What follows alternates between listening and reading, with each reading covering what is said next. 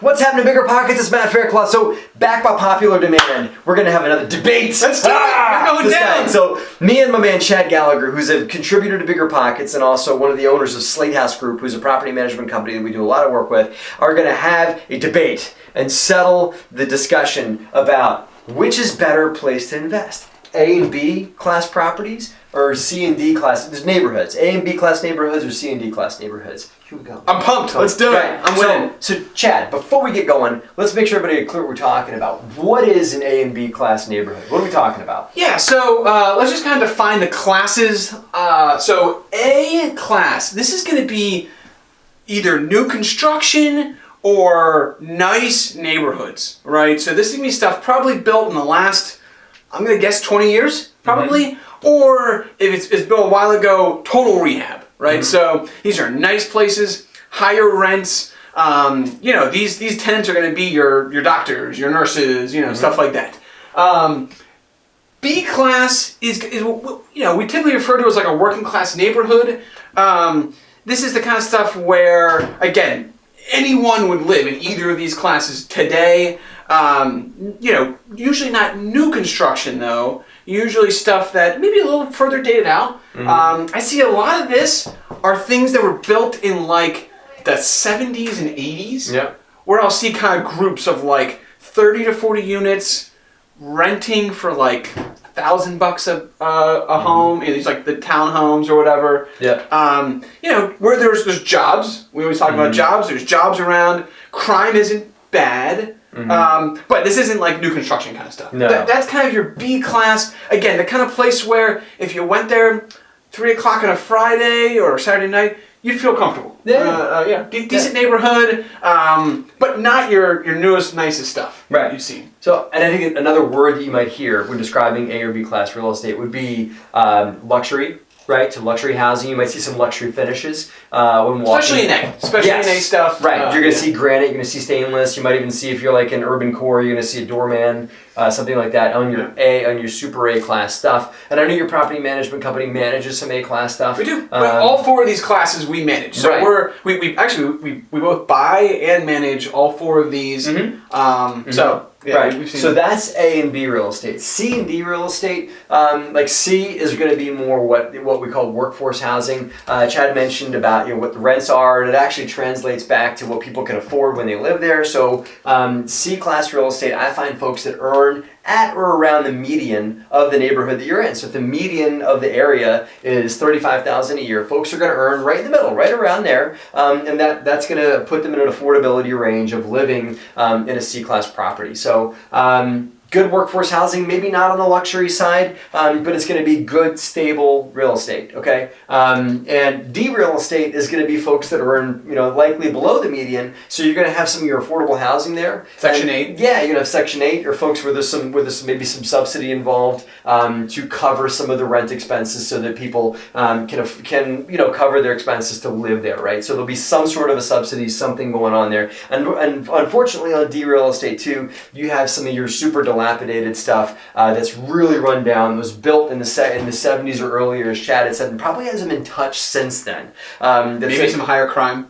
Yeah, maybe some high, especially on that latter one, on the stuff where it's really dilapidated. You're going to have people, that's just what they can afford to do, and the landlord can only afford to charge but so much rent, because if they charge any more, people would just have better options in that. So, walking a D property can make you sad sometimes and stuff like that, because you can see how people have to live and everything like that. But we can talk further about what you can do there and why I like D real estate. And it's not because I like owning properties that are in that condition. And I'll just transition into the first step here. Well, the reasons why I like sometimes to invest in D real estate, if you've got a D level property that's run down, dilapidated, but it's in a neighborhood that might qualify as a B, there is an enormous value add you can make. So let's just say value add.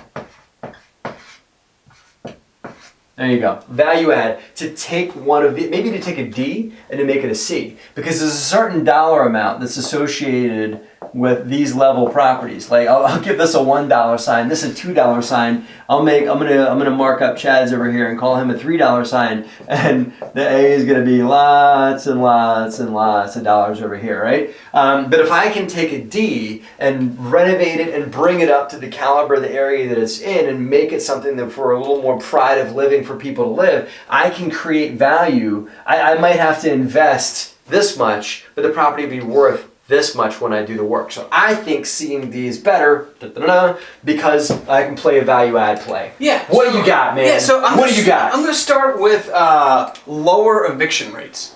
Right. So we're obviously in the property management world here. Yeah. You got me there. Lower evictions. Yep. Now look, that doesn't mean you're not going to have evictions up here. You are for sure in A and B class. They're just lower. Typically you can get higher credit scores. Yep. You can be a little more selective there. You can get higher income rates. And you just see less evictions. And obviously with the evictions comes a lot of things. Comes lost rent. Honestly, just a lot of time and effort. There's also term costs. So wouldn't it be crazy to see in some of these places? We've had tenants live 5-10 years in a single family home, A and B class. You just don't see it quite as much over here. You do see it, but you just see more turn. Nice cash flow, right? Yeah, lower evictions overall. Yeah, I'll give you that one. Okay, so I'm gonna fire back at you. Here's another one I got for you on C and D. You will have, in my experience, higher cash flow, right? Because the spread, the equation of rents to purchase price per unit, like talking on BiggerPockets, you will outperform the 1% rule more likely on C and D class real estate. And on the A and B stuff, you might have to live at the 1% rule and make some of your money on appreciation, which I'm just giving Chad another dagger to throw at me there. But I think on the C and D stuff, you do have cash flow, which is something that's of value, and in exchange for maybe dealing with a few more evictions and stuff like that, I'll take that in exchange for higher cash flow in my properties. Yeah. So I'm gonna actually go right at that, and I'm just gonna say, Matt gave me the layup here, which is appreciation. I hooked him up there, right? It's okay. I don't spell. I spell things wrong on this whiteboard all the time. So appreciation. Matt's totally right. You are going to see less cash flow here.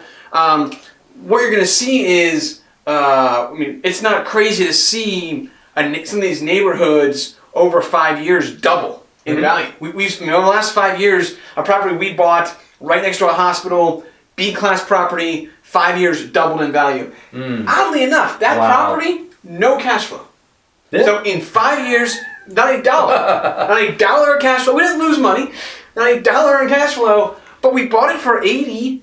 We put in $20. Right. And that thing's worth $150K. Yeah. So, it kind of depends on where you want to go. Yeah, and it'll probably keep going up too. You might buy a C&D property for 30 to 40 to 50 grand a door, and it'll still be worth 30 to 40, 50 grand a door 5 years from now, right? But at least you made cash flow when you owned it. That's a good one. Okay. All right. Now let me dig a little bit here on the C&D. I'm gonna jump to the next one while you think. Oh yeah. All right. Yeah. Okay. Well, I got it. Okay. The barrier to entry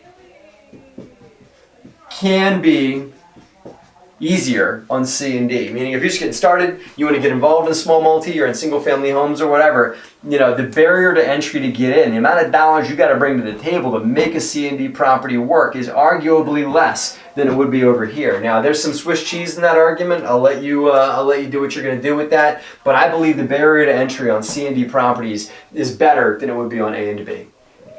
Okay. So I'm going to go a little different direction. I'm going to say here, I talk about this all the time. I feel like it's not talked about enough in real estate, and that is the word variance. So I'm a math guy at heart, and I feel like when I see a pro forma, one thing that's going through my head is, what is the variance on this? So what are the different outcomes, and how likely are those different outcomes? What I see is on A and B pro formas, the variance is just lower, and that's because things like eviction rates are lower. Oftentimes, and I'm going to get to this later, maintenance costs are lower. And so, because of that, anytime you just have less kind of outcomes that can happen, and so the variance is less. That also means, by the way, oftentimes, and this is probably a layup to you, the upside long term is maybe greater with C and D. That's what kind of Matt was alluding to earlier. But here, you know, like I always say, I love people, their first ever deal they do, whenever they ask me, I always say B class. Yep. I feel like it's the lowest variance class of property. It's being much harder to screw that up. You're not going to hit a home run, but the singles are there. Great place to learn. So just lower variance in this kind of category. All right. Okay. I'll give you. He's bringing up good ones. I'm still ducking and weaving in here for you C and D holders. Okay. So here's my next one that I got for you guys. Is that I believe that, especially because of this guy right here, I'm using one of his arguments against him, okay? Because of this, a lot of this has to do with the phenomenal uptick in the real estate market we've had over the last, say, 7 to 8 years, right? So if, and I'm not saying there's gonna be, but if there were a market correction or a recession or whatever it is, I believe these properties haven't had all this crazy appreciation happen, so I'm gonna submit that these properties are more, not that anything's 100%, but are more recession-proof. Huh? What do you got? Because, and I say that by meaning that they haven't gone up much in value. The jobs that people have here, I think, are arguably more stable. And if the recession does hit, it's likely going to hit the jobs that are more on this side versus the folks that are just, you know, blue collar workers, labor force. They're working over here. And so I think that these properties are going to maintain their stability during a recession in the right markets with enough diversity and jobs around them and everything like that. So that's what I got for you there. What do you got? All right, so what do you got? This is going to be a little controversial, but I think it's true. And that is longer term financing. And you let me know if you agree with this or not. And this is really true for like new construction. Yep. Where you'll see the, you know, different terms here where folks will do 30-year fixed loans. Where you just, I don't know, I think that's harder in that C and D neighborhood to get some of those approvals for these really nice packages of financing. And sometimes the packaging even will push through on the sale of the property. So in a low interest rate world like you have right now, you could that becomes actually an asset on the property as the financing you can get.